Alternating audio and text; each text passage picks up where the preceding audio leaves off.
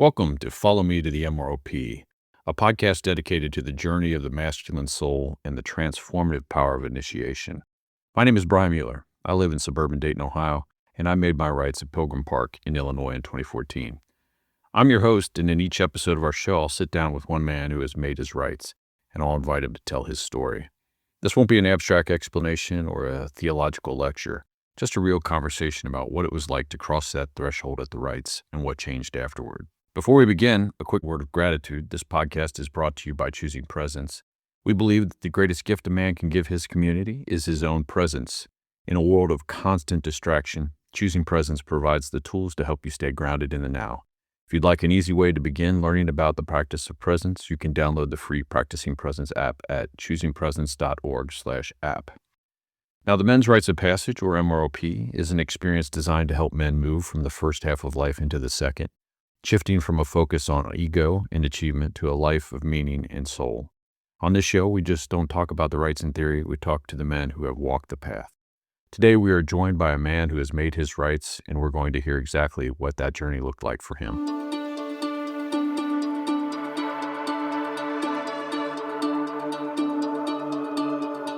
My guest today is Matthew Lyda. Brother, I'm really glad you're here. Thanks for making the time or for being willing to share your story. It's good to be here. Thanks for asking me to hop on, Brian. Yeah, Matt, tell us where you're from and how you spend your time these days. I'm from the former hunting grounds of the Cherokee people, known as Spartanburg, South Carolina. And my time is spent going to Hunchback of Notre Dame performances for my children, soccer tournaments for my youngest daughter, making some burritos at dinner for the family. And I'm also a spiritual director, and so I do a good bit of men's work and work in recovery and addictions. Now let's dive in and talk about the Men's Rites of Passage. The MROP is a unique experience. It's not a retreat or a workshop. It's an initiation. Many men arrive at the rites at a crossroads in their lives, looking for something they can't quite name. Before we dive into the why and the how, let's start at the very beginning. When and where did you make your rites? Pilgrim Park, Illinois, 2018. And who was the weaver and about how many men were there?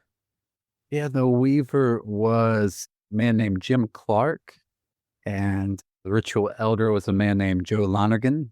And I think there were about 35 of us who were going through the rites for the first time. So that doesn't include the team or anybody coming back for a double dip.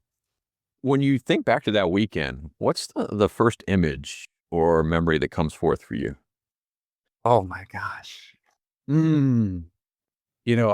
I have to tread lightly here, Brian, because I know so much that happens on the rites it's meant to be, confidential in that, don't want to spoil it for anyone.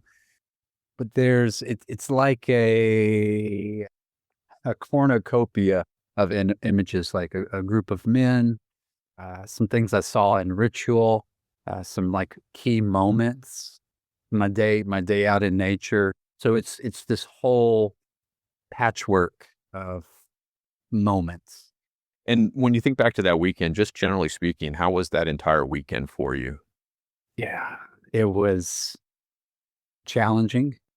It was exactly what I needed. It was a place of tears. It was a place of joy for sure. Yeah, it was, man, as you even asked that question, just these moments were just like running through my mind, a certain walk or a conversation I had with someone at dinner that was really important, or like another guy who just like dropped one line of poetry, but it was just like that one line that I needed to hear on that day. Another word actually that comes to mind is magical. And that's, to one set of eyes, it would seem like a pretty ordinary place, pretty ordinary land and grass and riverbed. But for that, those few days, it was something else. And it was powerful. Well, thank you for sharing that. I'm going to ask you to go a little bit deeper in the sense that You already alluded to the fact that there are some things that you hold really close from this experience, but without sharing anything that's too confidential or even personal. Was there a particular encounter with another man or ritual or something that stood out to you? The synchronicity of like what was happening in my life and what would later happen in my life and where the rights were in that, it's incredible. And so one thing that I didn't expect to happen, I didn't go in with this expectation that I would be grieving my two grandfathers and my relationship with those two men. That wasn't on my agenda. I had other ideas of what I'd be working on or what I needed to address, and I was really surprised that, you know, Racine and Michael both just kind of rose. Those are my grandfathers. And I was surprised at the depth of grief and and pain I had around those relationships that I had been carrying for over 20 years. Over 20 years without like a conscious naming of that. And so it was a weight. It was, it was clogging the pipes and in a way that I was unaware of. And so that was a really big experience for me to have a space where I could grieve those two relationships. One of them had already died. And the crazy synchronicity in this, Brian, is that after that, after that rites, the very next month, my wife pulled me out on the front porch and told me the news of my other grandfather's death. Shocking, surprising. And I look back at that and see how mystery was really preparing me for that news beforehand, a month beforehand. And so it's those kind of things, that I can't script, that I can't predict, that I didn't even know I needed. I didn't even know I needed it, but it's been so key to moving forward in my life. Yeah, I really appreciate that. I told you before we started recording that one of our upcoming episodes is going to feature Bill McElroy. Bill, although he's from Illinois and he's often at the Pilgrim Park for those rites, he made his rites at Ghost Ranch in 2004. And one of the things he shares in his conversation is that he was really ambushed by also his grandfather and the wounding that his father experienced and how that kind of got transferred to him too. So yeah, that's resonant on a couple levels. I think a lot of men are dealing with these relationships generationally coming through their father. And then also that when you come to the rites, you may think you're coming for one reason and something quite different will kind of like I think you use the word ambush. Is that the word you would use? Yeah, something like that. Yeah, surprise. Yeah, shock. So what were the circumstances in your life at the time that you made the decision to come to the rites? What was going on in your life that you said, okay, yeah, I'm going to sign up and I'm going to go for this.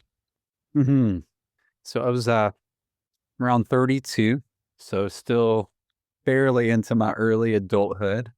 And I had already stepped on a few landmines in my life and had, yes, significant life change where I was living overseas and that fell through.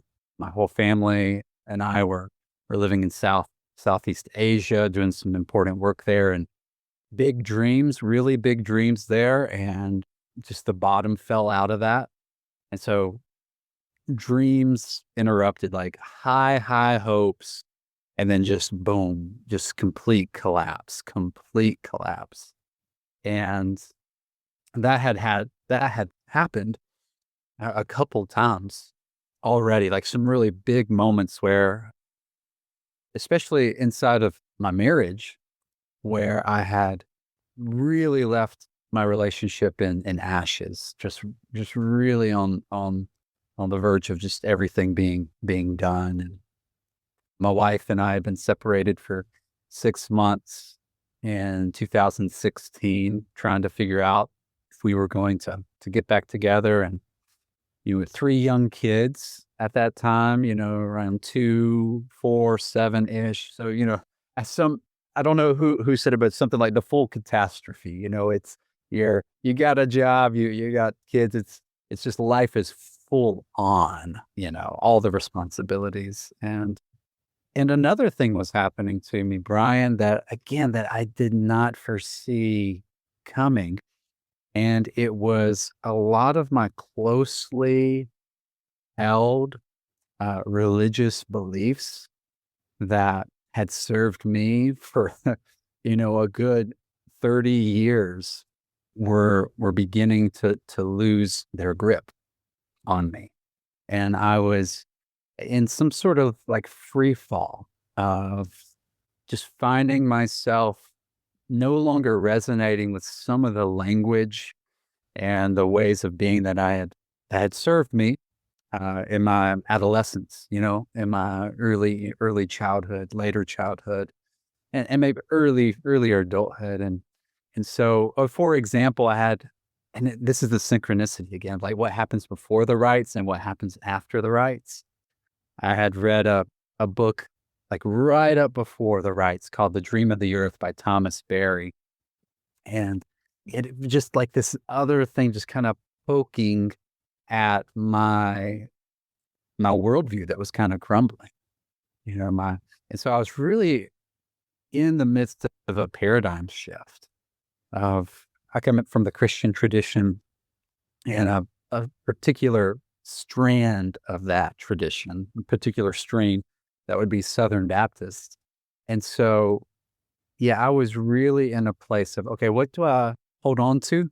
And what is like a rummage sale, like the every 500-year Christianity rummage sale that just no longer works. And that was a big deal for me because that had been so near to my identity. Like a lot of particular beliefs were like so knit to like my family, my friends, my community. So all sorts of things funneling in towards the right. So yeah, I brought a lot of shit to the rights. Well, brother, I really appreciate you sharing that because I've known you for a while, but I mean, I didn't know all that you were carrying at the rights, and it certainly brought me back to my experience at the rights of talking to men. I was really surprised at how much men were bringing with them and were carrying them as a weight. There was a lot of that among the men, and I think that was two things, was both very surprising and also somewhat reassuring or affirming that I'm not the only one Yeah. carrying this weight. Yeah. So how did your family, how did your friends, specifically your wife, but even, whatever spiritual directors you may have had or close friends and things like that, how did they react to your decision to go to the rites? Hmm. Yeah. I thank God for an incredible spiritual director. And he encouraged me to go to the rites. And when I was integrating all of this, post that experience, I talked through the whole thing with him. And his feedback was I could really see your deep longing for God, Matthew. Could really feel your deep longing for God. And so that word longing was probably pretty central to what brought me into it, like desire, longing, and what was happening during it. My wife on returning, she she could see that something had shifted in me, and and this was kind of an ongoing process for me before the rites, but certainly the rites accelerated or amplified it. But she could notice like when I was on the edge of tears and like important tears, like maybe communicating my love to her or communicating something important that I've learned about my story. Her feedback was really gratitude that she could see something was happening in me, something important. Was there anyone, given your background, and just you mentioned that you were Southern Baptist, or that was the faith tradition you came from. Was there anybody that was really suspicious of these rites or what you might be experiencing, but what you might be choosing to experience by going to the rites? You know, that's possible, Brian. And nothing really comes to mind on like the suspicion or like, nothing really comes to mind. General support from, my overall family. Even though we've diverged in, like different specific beliefs, there's a pretty solid respect, I believe. Now, amount of interest, post rights. I'm like, man, tell me all about it. And oh my gosh, what's this? And, really, now that was not the same with everybody, right? Some people were happy to receive like the 30-second. It was a good experience, right? And some people were curious and they wanted to know more. They're like, oh my gosh, what do you mean? How do, what do you mean you're, in nature, for a full day and what was happening there? So it was different levels of like curiosity and interest. But yeah, nothing particular that stands out as unsupportive. What did you know about the rites before going into them? So I was a little familiar with Richard Rohr and I had read Adam's Return. So I was, had some of that framing. I was also part of a closed group of men, a cohort called Men for Directions that was started by a former Illumin Weaver, Joel Blunk. And that program was very much about connecting with God and nature. It was very much built on the practice of counsel. Drumming was a part of that, contemplative prayer. And so had began that program in 2017. And so whenever some of the guys in that program said, Matthew, you need to do the rites. We just finished our rites. We can't even tell you why, but just do it. I was very intrigued because those were a few men that I really trusted. And it felt like a continuation of that Men for Directions program that I was participating in. That's wonderful, especially to hear about Joel's involvement with that as well. Now, I imagine you being from South Carolina, flying into Chicago, landing maybe at O'Hare, getting in a van with some other guys and driving out into the prairie where they're growing lots and lots of corn in, north central Illinois, and it's just flat as can be. But then you come to this really strange little spot within Illinois where you kind of descend into a valley that's very wooded and everything. And you come into Pilgrim Park and you arrive at Pilgrim Park. So you've just arrived. What were you hoping for with the rites at that moment? What were you hoping? Was there something you were wanting to be initiated into? Yeah, for the probably 2 years leading up to that rite. So that was August 2018. A good 2 years before that, I had begun a journey of like coming back to my body. I was really, really top heavy, Brian. Really top heavy. If you had to like drew a stick figure of me, it'd be like a massive circle for the head. It would just take up the whole piece of paper, and then like a little line for the body, a little line for the arms. Symbolizing how heady, and I love books. I love books. I love knowledge. All of this, and I had been on a journey for like 2 years prior to really living into a truth for me that more important than knowing things was being known. Enough had happened. I had realized that knowing things, knowledge acquisition, even of the best knowledge that I thought it was, whatever theology, whatever worldview, it had gotten me to a point. It had gotten me to a point in my life, thankful for it. And I knew it would not carry me past 30. I knew that from that point, the charge on my life was being known. And so I was hoping and moving into that, like being known by others, being known by God, being known by myself, right? Like an awareness of who I am and what is my voice and what is my true self and what is it like to be, what is my gift to offer to the world or my particular way of being masculine in the world. And so that was a big one, being known. The second the second invitation that had really been current for me was, and actually I've paused it, I'll pick it back up, was coming back to my body. And I like that stick figure body. And beginning to trust that communication, wisdom, transformation would happen through my body. Body first, head second, or maybe head third or fourth. I don't know, but body first. I had grown up in a tradition where it was very important to know the right things, to say the right language, and to articulate a very specific wordage.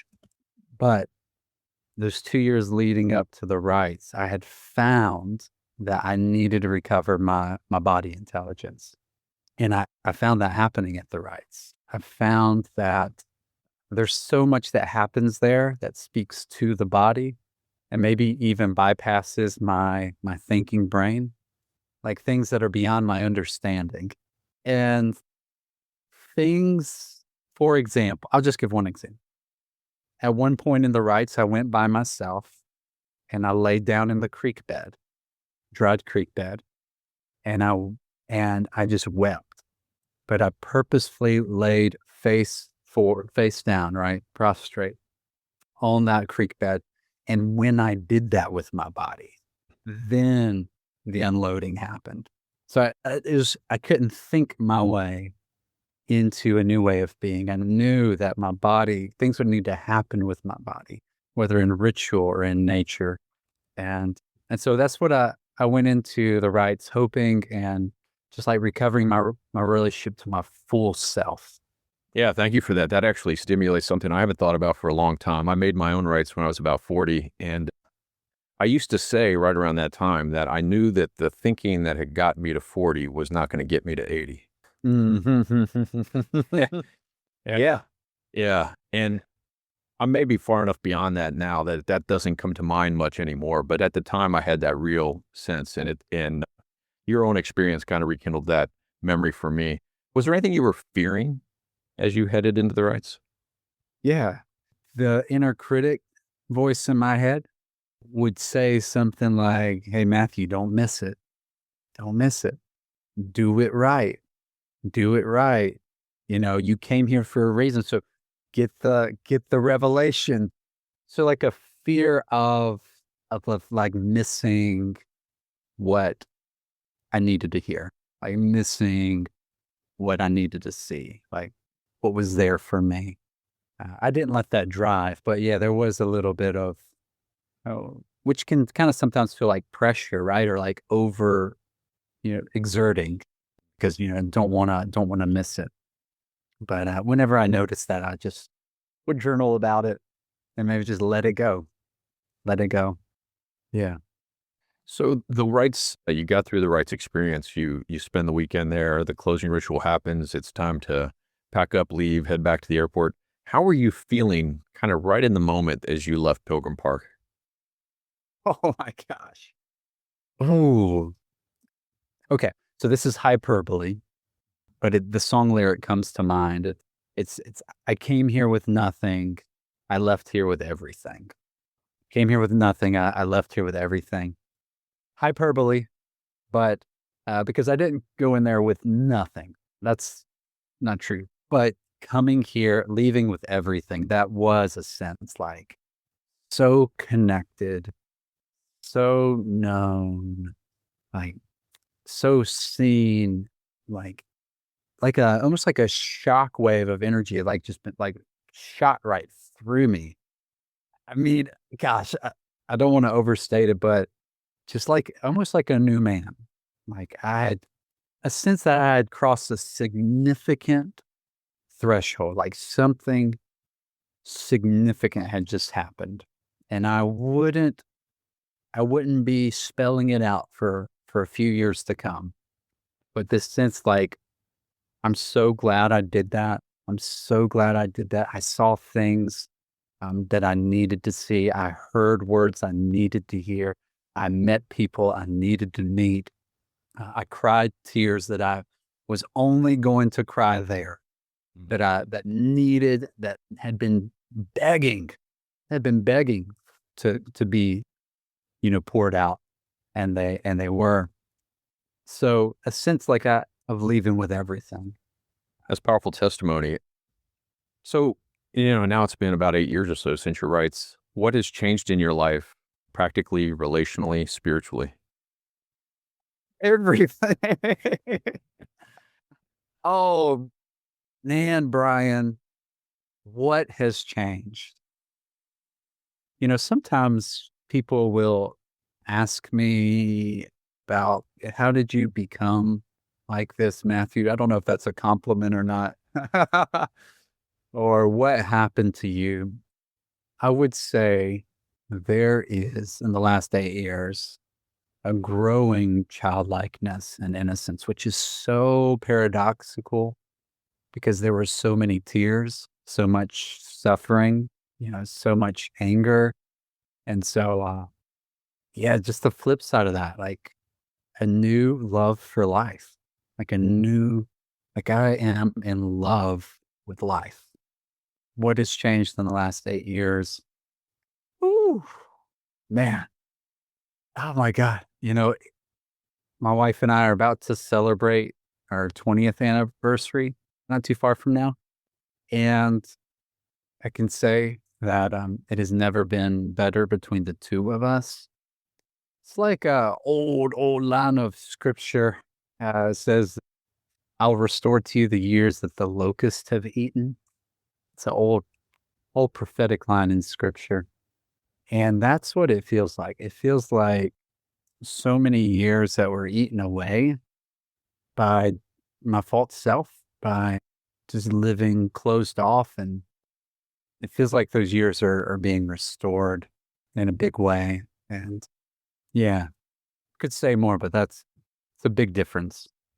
Well, let me affirm that as one of the men that knows you in the Olympian community. You're that one of those people that has that sort of special charisma that brings with it a lot of energy, joy, and joie de vivre, right? The joy of life. I think you're able to help connect others, men specifically, but also probably others with that inner. I want to say inner child, but not in a naive sense, but in a sense of playfulness and fun and enthusiasm and curiosity and excitement for life. You really have that in spades, and I don't know. Maybe that was not on the surface before your rights, but it certainly is there now. Yeah, it's interesting the correlation of grief and praise, or tears and praise, and I do believe they're very closely connected. Like my depth of grief, my depth of feeling of pain, and the depth of joy in my journey, I feel like they're really closely correlated. So, how has the rights affected your understanding of masculinity, initiation, even the male journey in life? Brian, your questions are the best. Woo! Experience, experience, experience. I cannot read my way to this. And I'm glad we're on a podcast, but I can't podcast my way to this, right? I'm not going to get enough in Audible or to, and so I'll speak for myself. I must engage my body on the land in community with other men, or I'm not in control. Like direct contact. John Muir has a quote about like the dinner bells of like kind of calling us back to God. And he says, but out there in creation is direct contact. That was his words, direct contact. And so nothing touches direct contact. And so, whew, yeah, boots on the ground in a natural setting, drumming with men, all the things. That's where it's at. You know, and you and I both have conversations online and do this, and it's good. But yeah, how has it influenced how I see like initiation and the masculine journey is nothing touches the bodily experience, the hugs, those rituals. Okay, that's another one. The ritual, the power of ceremony, the goodness of hearing talking and drumming, but also the power of the rituals like that stays with me too. not being able to speak about the details of those rituals, but like those continue to stay with me and I believe have altered me. Yeah. In ways that, again, I wouldn't have been altered by watching a documentary. Right. Right. The experience, and ritual, those two rise to the top. Kind of backing up what you're saying there, I have this fond memory of you. We were at a Shrine Mont. The Awaken team was there preparing for the actually bonding, but also preparing for the November event. And we were standing outside this pavilion. It's summertime, but the clouds burst. We have all this rain, and you're out there running around barefoot in the rain, trying to get all of us to do the same, just life and being out there in the elements. Yeah, really. Yeah. Yeah, so you practice what you preach. I appreciate that. Brian, that, you saying that has actually been like really key to me. Like, I've actually always been a good, like air quote preacher or speaking, but my life has not always lined up with what I've said. And so that was probably really key to me at the MROP little run was living a life aligned, like full alignment. Like what I say, what I do, it's the same. It's like the roots of the tree. They mirror the branches above. Like as it is below, so it is above. So like that peacemaking of here's what I say I believe, here's what I say I value, here's what I say I care about. Okay, and here's what I do with my money or my time or my life. So integrity, right? Yeah. Yeah, listening to Richard Rohr talk about these experiences too, I mean, he makes it really clear that if these rites have truly had the impact that they're intended to have, it will make a transformational change in your life and your orientation to life. And the explicit messages, having talked to many men now about their rites experience, the explicit messages that many of them got from the rites, whether they were articulated the way I'm about to articulate them, or they were more implied just through the experience in general, is spend more time in nature, go out and find or organize a community of men and participate in that community. And 3, develop some sort of centering or contemplative practice. And so I'd like at this point for you to tell a little bit about what you do now in your life. I mean, I know you as a person that goes out and creates, a creative person in the world, but not only does that, creates community, creates healing experiences for others. So tell us a little bit about what you do. Yeah. So are you speaking about like my personal practices or like my service in the world? All the above. Oh man. Yeah. Well, one of my simple personal practices, Brian, is make it part of my day every day to check in with another man. And I just leave a voice text and I call it checking in from the front lines of my heart. Best as I can tell. As best as I can tell. And so that is a practice, a daily practice. And I make note if I miss that. I make note if I miss that. And so it's a structured practice that has been consistent for a long while. What I do is I do create settings where men can experience some sort of freedom like I've tasted. Wild Man Mystery School is the rebirthing of the M4D that Joel Blunk started. Wild Man Mystery School is that brought down to the southeast part of the states.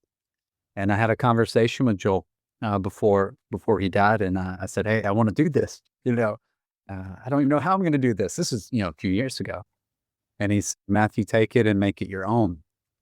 And so, creating these spaces like that, where men can have direct contact with creation, be challenged by teaching, challenged in community, and, really letting go of that lie, that illusion of separation, and anything that gets in the way. Like Stephen Jenkinson says, betray anything that betrays life. I feel like that's what I help men do.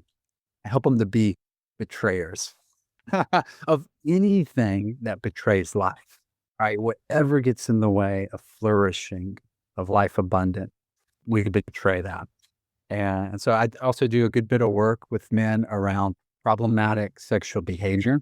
So this is a part of the masculine journey, is integrating our full sexual self, right? I spoke about the body, the head, but everything, right? The whole body. And so healing that sexual, spiritual split or dichotomy. So what does a wild, healthy, beautiful sexuality look like? So I help men move in that direction. Among, a lot of other things I could say, but those are just a couple. There's a lot of hard edges that a man comes up against in his life. It's just part of, I think, the culture. I don't know what all to attribute it to, but there's a lot of these edges and lines, and there's a lot of times there's that inner voice or critic that is telling you this is the way it should be, this is how things are, et cetera, et cetera. What I'm leading to here is I want you to talk to the younger man, the man that may be in his 30s, maybe even in his 20s, that is considering a men's rites of passage, has heard about this, has maybe read Adam's Return, and can you make a case? Holy, consider this more deeply. Yeah. So for the young man, here it is, Brian. Do not do it. If you're not ready to encounter the most beautiful, kingly, loving, mystical men I've ever met, if you're not ready for that, don't do it. And not ready to meet elders, wise ones. I mean, oh my God, to be loved, right? Do not do it.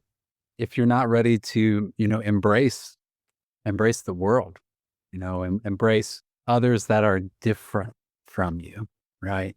Who, if we could talk politics, we could talk religion, you don't want that like full like community, right? That says everybody belongs. Everyone belongs, right? Everyone is a child of God. Everyone has dignity. Then, that might not be the right time for you. And I guess lastly, do not do it if you don't want your 30s completely transformed. I mean, because they could be completely altered outside of what you would have dreamt, what you would have planned, what you thought you could control, and maybe a hell of a lot more adventurous too, with God. So how's that? Reasons not to do it. No, that's wonderful. And just talking to you now, I hope that we have many more conversations to come. I understand that you are going to be at the Illinois Rites this August. That's right. Yeah. What are you going to be doing at the Rites? Yeah, so I will be helping out with ritual with Joe Lonergan. Is this the first time you've been back to Pilgrim Park? My first time. All right. Century Rites. Okay. Well, great, brother. I look forward to seeing you there. I'm going to be working with the initiators at those rites. And so we'll be together in person, in body, maybe In body. So I want to say, brother, thank you really deeply. I love you. Thank you. I really appreciate your honesty, your courage, and you giving us a window into your MROP experience and beyond. Thank you, Brian. For those listening who are now feeling a tug in their own soul and are curious to learn more, allow me to share a bit about the history of these rites. The Men's Rites of Passage was originally developed by Father Richard Rohr and was first offered at Ghost Ranch, New Mexico in 1996. While it was supported for many years by the Center for Action and Contemplation, since 2012, Illumin has been the steward of this work, preserving and adapting the rites for men all over the world. To learn more about the history and the theology behind this work, I highly recommend reading Adam's Return by Richard Rohr. If you are ready to make your rites, there are 4 opportunities in the United States and another in the United Kingdom in 2026. The first is in Northern California, May 13th through the 17th. The second in the United Kingdom, July 22nd through the 26th. And in Illinois, August 12th through the 16th. There's one on the East Coast in New Jersey, September 16th through the 20th. And the final one of the year is in Texas, which is in MROP and Umbrales, our Spanish language rites, September 30th through October 4th. You can find details and registration information at illumin.org/MROP or illumin.org/events. Additionally, mark your calendars for Awaken, the annual national gathering of Illumin, taking place November 5th through the 8th in New Mexico. You can find more at illumin.org/awaken. Finally, a special thank you to our sponsor, Choosing Presence. If today's conversation moved you, I encourage you to bring more intentionality into your daily life. Download the Practicing Presence app for free at choosingpresence.org/app. It's a simple but profound way to stay connected to the journey we've discussed today. Thank you for listening to Follow Me to the MROP. Until next time, brothers, stay present.